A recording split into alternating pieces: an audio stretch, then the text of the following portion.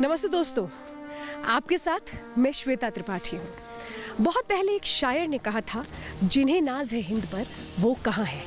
और यही वो सवाल है जिसका जवाब तलाशते तलाशते मैं इस वक्त कश्मीर में गुलमर्ग में आ पहुँची हूँ। और कश्मीर के लिए भी एक शायर ने कहा था, गर फिरदौस बर रूहे ज़मी अस्त हमी अस्तो हमी अस्तो हमी अस्त।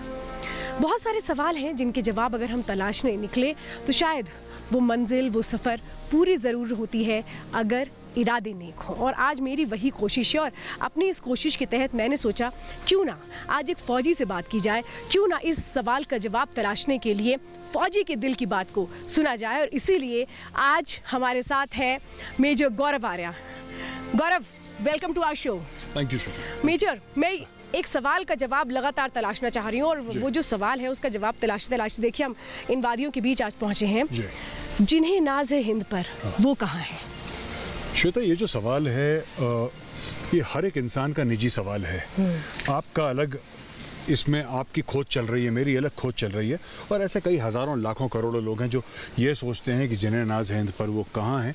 सबकी अलग अलग खोज है और सब अपने तरीके से इस खोज को मुकम्मल करना चाहते हैं। मैं दुआ करता हूँ कि जब तक आपका ये सफ़र ख़त्म हो तो आपको ये पता चल जाए और आपको वो लोग मिल जाएं कि जिन्हें नाज है हिंद पर वो कहाँ हैं। Where are those people who have pride in this country.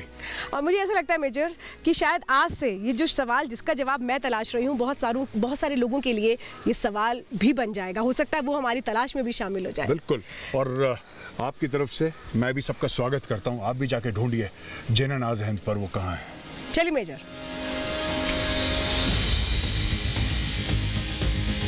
तो जिन्हें नाज है हिंद पर वो कहाँ है, ये सवाल है जिसका जवाब जब तक नहीं मिलेगा ये तलाश जारी रहेगी। और मेजर गौरव आर्या हमारे साथ लगातार है। मेजर गौरव आर्या, यहाँ पे मैं महसूस कर रही हूँ चलना भी मुश्किल है, खड़ा होना भी मुश्किल है, और आप ये समझिए कि बोलना भी मुश्किल है, क्योंकि यहाँ पर हम एक तरह से पूरी तरह से फ्रीज हो रहे हैं जी। ऐसे में एक जो फौजी है वो किस मोटिवेशन के साथ इतने चैलेंजेस के बीच खड़ा रहता है? श्वेता, देखिए, मैं तो अक्सर लोगों को यही कहता हूँ कि जो आर्मी है ना, फौज जो है वो इमोशन है, वो नौकरी नहीं है। जिसको नौकरी करनी है फौज में ना आए। ये एक इमोशन है, ये एक जज्बा है। जब हम लोग अपने बारे में सोचते हैं, अपनी नौकरियों के बारे में सोचते हैं, अपने परिवार के बारे में सोचते हैं, तो फिर हमें ठंड भी लगती है, फिर हमें दर्द भी होता है, दुख भी होता है, गुस्सा भी आता है। लेकिन जब आप किसी फौजी को ये बोल दें कि 130 करोड़ लोगों को तुम पर नाज है, 130 करोड़ लोग तुम पर निर्भर हैं कि तुम उनको सेफ्टी और सिक्योरिटी प्रोवाइड करोगे, तुम उनको सुरक्षा दोगे, आप समझ सकती हैं कि उस फौजी का मोटिवेशन लेवल जो है, उसका मनोबल जो है, वो आसमान चीर के आसमान के आगे निकल जाता है।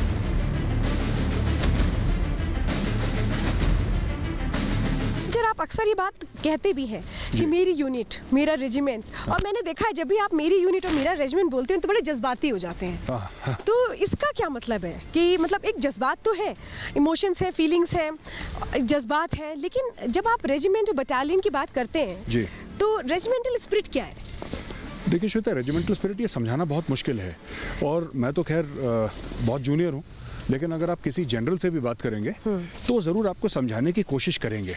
लेकिन जिसने ये वर्दी नहीं पहनी, जिसने ये ज़िंदगी नहीं जी, उसके लिए ये रेजिमेंटल स्पिरिट जो कहते हैं, जो हम कहते हैं ना, मेरी पलटन है, ये मेरी पलटन है, 17 कुमाऊं मेरी पलटन है, मेरी पलटन ईस्ट लद्दाख में चीनियों से लड़ रही। एक तो लोग कहते हैं साहब पूरी फौज आपकी नहीं है। बिल्कुल, पूरी फौज हमारी है, पूरी फौज आपकी है श्वेता, मेरी है, हम सब 130 करोड़ भारतवासियों की। लेकिन जब हम कहते हैं मेरी पलटन, there is a sense of pride. मैं आपको एक बात बताता हूँ, हम लोग क्यों ऐसा करते हैं। कुमाऊं में एक रीत है, बहुत पुरानी, हजारों साल पुरानी एक रीत है कि जब बच्चा पैदा होता था तो जो माँ और बच्चे के बीच में जो अम्बिलिकल कॉर्ड होता है ना, अम्बिलिकल कॉर्ड जो उनको बांध के रखता है बच्चे और माँ को, उसको काट के उसका एक छोटा सा टुकड़ा चूल्हे के नीचे दबा देते थे।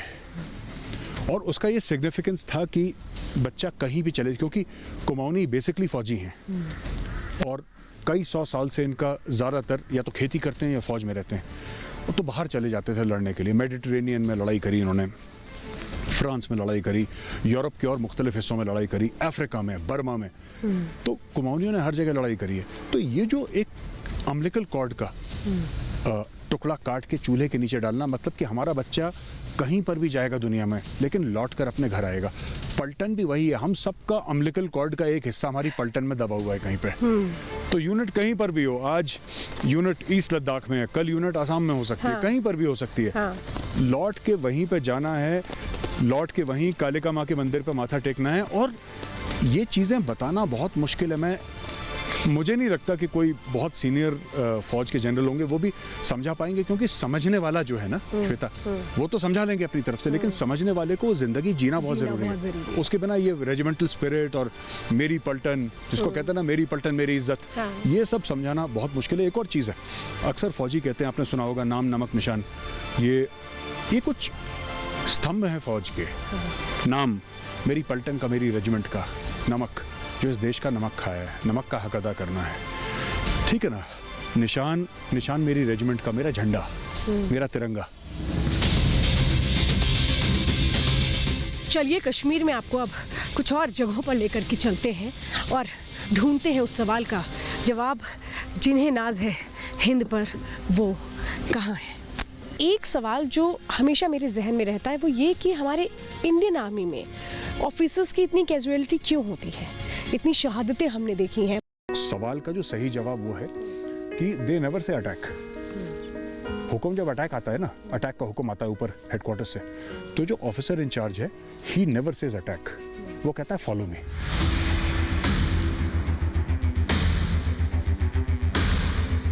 फॉलो मी का मतलब मैं पहले जाऊंगा, मेरे पीछे आओ, ठीक है, तुम चिंता मत करो। और बड़ा गर्व लेते हैं यहाँ पे ऑफिसर्स, आप बात करिए, उनको बड़ा गर्व होता है कहने कि मैं ऑपरेशन में गया था, ऑपरेशन में हमने 2 टेररिस्ट को मार गिराया, लेकिन जो मेरे जवान थे वो सही सलामत वापस आए।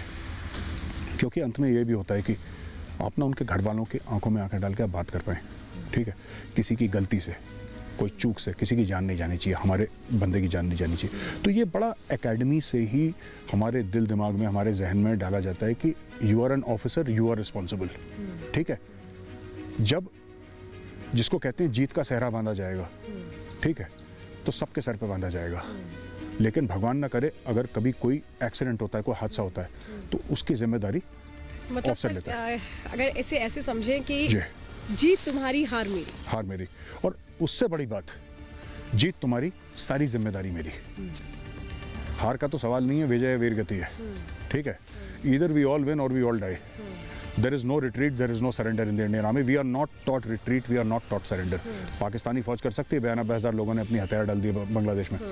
इंडियन आर्मी का मैं आपको एक और चीज़ बताता हूँ कि इंडियन आर्मी में आपने देखा 62 की जंग थी, हमारे लिए अच्छी नहीं गई, हमें हार मिली 62 की जंग में, लेकिन आपने सुना किसी ने सरेंडर कर दिया।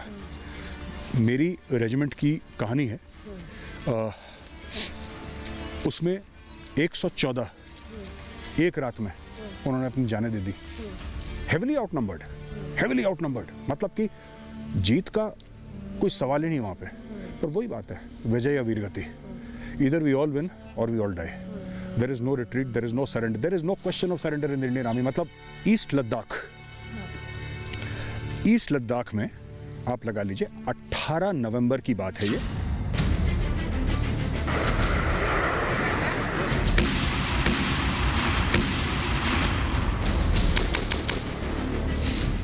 और ये एक ऐसी तारीख है 18 नवंबर 1962 जो इतिहास में स्वर्ण अक्षरों से लिखी गई है। अगर किसी हिंदुस्तानी को, मैं खुल के बोल रहा हूँ आपकी शो में, अगर किसी हिंदुस्तानी को नहीं पता 18 नवंबर को क्या हुआ, तो फिर ये शर्म की बात है। एक पोस्ट ईस्ट लद्दाख में, छोटी सी पोस्ट, रेजांगला। ये कहानी मेरी रेजिमेंट की है, unit 13 Kumaon Charlie company.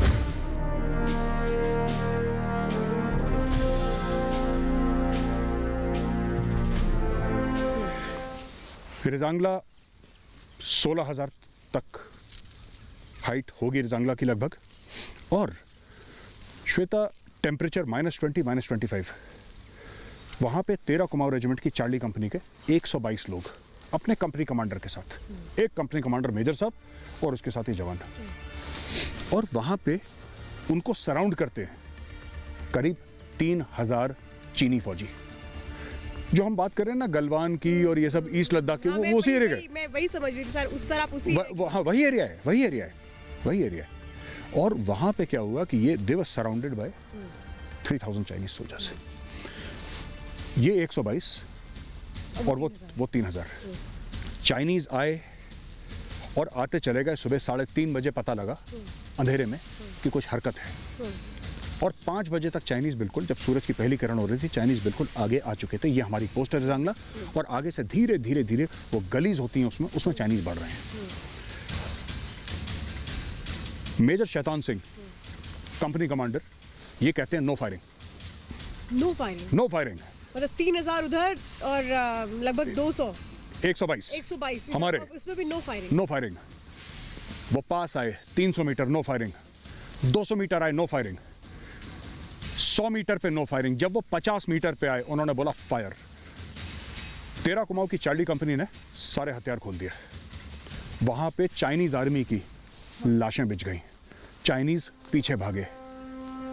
Chinese ने दोबारा अटैक करा और तिबारा अटैक करा, चौथी, पांचवी, छठी, 7वीं बार अटैक करा। और जब तक 7वां अटैक हुआ, तब तक श्वेता पूरी की पूरी कंपनी में लगभग, आप ये लगा लीजिए कि 22 या 25 लोग बाकी रहे होंगे। बाकी सब शहीद हो चुके थे।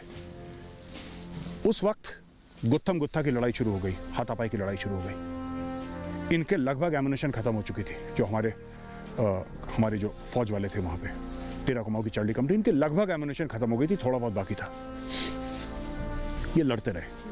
तब तक मेजर शैतान सिंह को गोली लग चुकी थी। MMG का, मीडियम मशीन गन के बर्स्ट उनके पेट पे लगा था, और बहुत मतलब उनको इवैक्यूएट करने की कोशिश कर रहे थे उनके जवान।